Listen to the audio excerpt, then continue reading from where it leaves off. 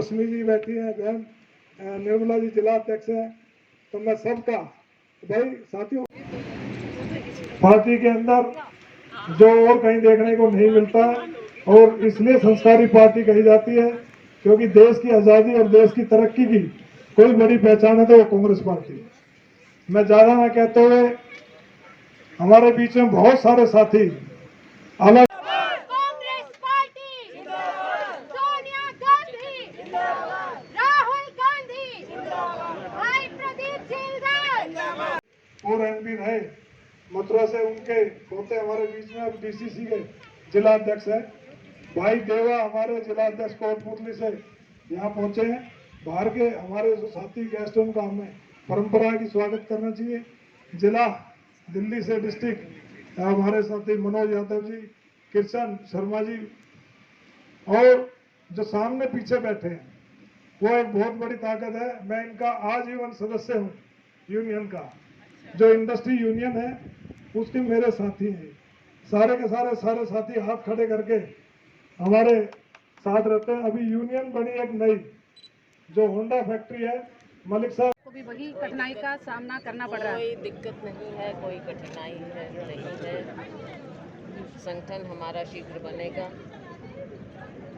हमारे पर्यवेक्षक हम नियुक्त कर रहे हैं, आज उन सबकी नियुक्ति हो जाएगी। पर्यवेक्षक और सह पर्यवेक्षक हर ज़िले में जाएंगे और संगठन की मजबूती के बारे में कांग्रेस जनों से बातचीत करेंगे और उनका फीडबैक हमें मिलेगा और संगठन पूरा किया जाएगा। मैम, प्रदीप जायलदार जी की दोबारा वापसी पे क्या कहना चाहेंगे? ये हमें कभी एहसास नहीं हुआ कि ये हमारे साथ नहीं है। 2-4 दिन की अगर कोई मन में बात रह गई हो तो वो दूर होकर फिर से हमारे साथ हैं। हमेशा इन्होंने संघर्ष किया। आने वाले वक्त में हम सब मिलजुल कर भारतीय जनता पार्टी की गलत नीतियों के खिलाफ लड़ाई लड़ेंगे और आने वाले वक्त में सफलता मिलेगी। क्या लगता है आपको कि वही सम्मान और वही कार्यकर्ता का एक दर्जा इनको फिर से वही मिलेगा? इसमें क्या करें? मैम, 2 उपचुनाव आ रहे हैं, कांग्रेस की क्या तैयारियां हैं उपचुनाव में? चुनाव जब नोटिफिकेशन होगा असली बात तब आएगी, लेकिन कांग्रेस पार्टी की हर जगह हमेशा पूरी तैयारी है और रहेगी। हमारे कार्यकर्ता मजबूत हैं और लड़ाई लड़ेंगे भारतीय जनता पार्टी की गलत नीतियों के, जन विरोधी नीतियों के खिलाफ, चाहे वो काले कानून हो, चाहे युवाओं के रोजगार की बात हो और चाहे बढ़ती हुई महंगाई हो। अनेकों मुद्दे हैं भारतीय जनता पार्टी के जिनके खिलाफ कांग्रेस पार्टी लोगों के बीच में जाएगी। बिना संगठन क्या चुनाव जीत पाएंगे? संगठन, मैंने जैसे कहा, संगठन अब हमारी प्राथमिकता है। मैम, 7 साल हो गए इस मुद्दा रहे। मैम, अभी मैंने बता दिया, आपने सुना नहीं। मैम, गैस सिलेंडर की बात करें, पेट्रोल की बात करें, रेट तो बहुत बढ़ चुका है, लेकिन ज़मीनी स्तर पे अभी वो आंदोलन नहीं हो पा रहे, उसका क्या कारण है? नहीं, बिल्कुल आंदोलन हो रहा है। आपने देखा कि पिछले दिनों कांग्रेस पार्टी ने चाहे महंगाई हो, चाहे दूसरे मुद्दे हों, पेट्रोल, डीजल, एलपीजी, सभी मुद्दों को लेकर हर ज़िले में और जो हमारे असेंबली के हलके हैं उन सब में प्रदर्शन किए हैं।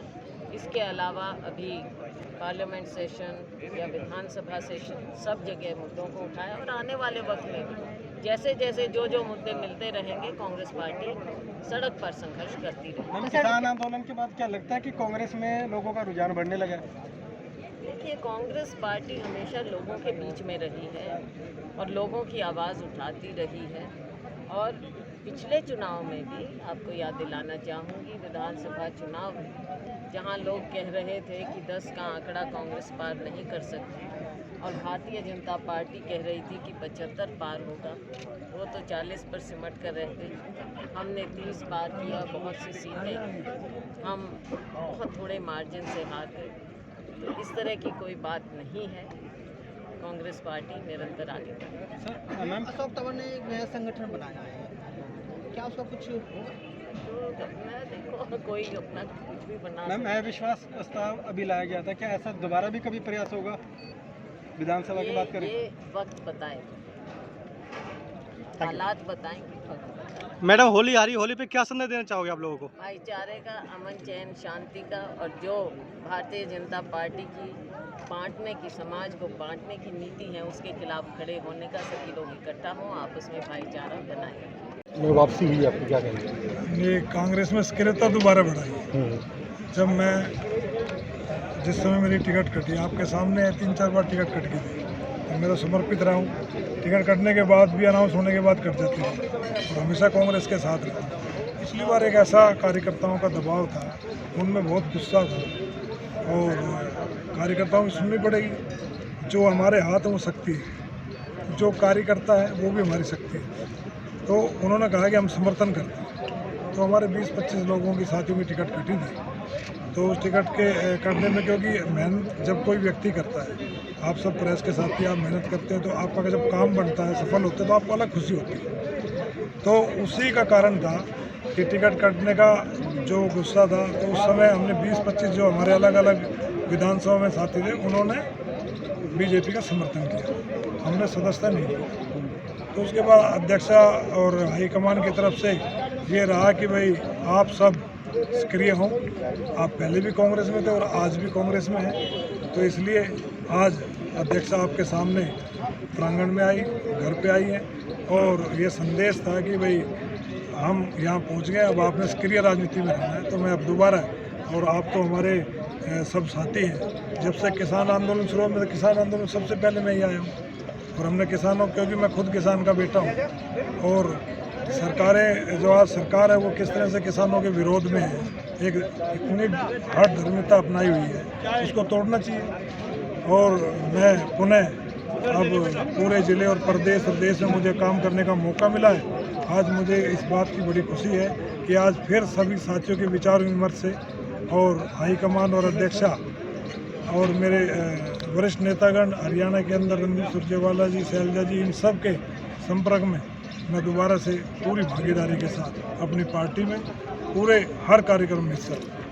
तो क्या प्रदीप जी, आपने कहा था कि टिकट कट जाने के बाद आप लोग चुनाव हो गए थे, समर्थन दे दिया था, तो क्या आप बात पक्की होगी कि टिकट मिल जाएगी कांग्रेस में आप लोग? नहीं, मैंने कहा कार्यकर्ताओं में, मैं तो हमेशा पार्टी के उस पर रहता हूँ। अब पहली बार भी एक बार आपके सामने मिलके अनाउंस हुई, फिर भी कट गई, फिर भी मैं कांग्रेस में रहा, तब भी मैं पिछली बार हुआ। तो कार्यकर्ताओं का एक मान सम्मान और उनकी बातें नहीं सुनोगे तो वो रहेगा। तो मैंने ये जरूर उनसे कमिटमेंट किया था कि हम समर्थन कर देंगे, मैं मेंबरशिप नहीं, तो इसलिए हमने मेंबरशिप ली नहीं। और रही जहाँ तक कि टिकट की बात, हम सब प्रयास करते हैं, प्रयास करेंगे, पार्टी जो जिस तरह के आदेश देगी उसको निभाएंगे। अब कार्यकर्ताओं को इस बात का भी अंदेजा हो गया कि जो अगली जो सरकार है जिसको हमने समर्थन दिया था वो जनहित में नहीं है, जनता के हित में नहीं है। तो इसलिए आज मैंने उनके सामने प्रस्ताव रखा है, प्रदीप निराला जी और सारे बहुत आप सारे साथी हैं। मैंने कम से कम सब साथियों से बात करके पूछा भी क्या मेरे सामने ये है, तो उन्होंने कहा कि हम सब दोबारा कांग्रेस में सक्रिय होकर काम करें। और पार्टी ने ना मुझे पद से मुक्त किया था, ना पार्टी ने मुझे पार्टी से बाहर निकाला था। ये सर, बात करें लगातार महंगाई के रेट बढ़ रहे हैं, लगातार किसान आंदोलन है, तो क्या कांग्रेस की तरफ जो लोग रुक करेंगे फिर से एक बार? नहीं, अब कांग्रेस को लोगों ने देख लिया कि देश की एकमात्र पार्टी है जो देश को विकास के पथ पर ले जा सकती है। देश की आज़ादी से लेकर देश के विकास तक की बात जिसने की, आज उन लोगों का विश्वास, जो आज सरकार ने जो झूठे सपने दिखाए थे, जो मौजूदा सरकार, उनका पर्दा हट चुका है उनके चेहरे से। अब लोग दोबारा कांग्रेस की तरफ, पूर्ण रूप से कांग्रेस की तरफ आ चुके हैं।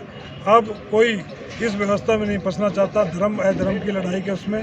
ये आज कांग्रेस और देश के साथ, कांग्रेस के साथ चलना चाहता है। कितने लोग हैं सर जो आज दोबारा शामिल हुए कांग्रेस में? जितने भी मेरे हजारों सैकड़ों साथी थे, सभी की विधानसभा से, प्रत्येक विधानसभा से भी, हरियाणा से भी और यूपी से भी थे, राजस्थान से भी साथी आए हैं, जो उन्होंने दोबारा सबने सक्रियता भागीदारी कर ली। मुझे पार्टी ने कई वर्षों तक दिल्ली का, उत्तर प्रदेश का, बिहार का इंचार्ज रहा हूँ। बाकी लेटेस्ट खबरें जानने के लिए चैनल को सब्सक्राइब और बेल आइकन को प्रेस करना ना भूलें।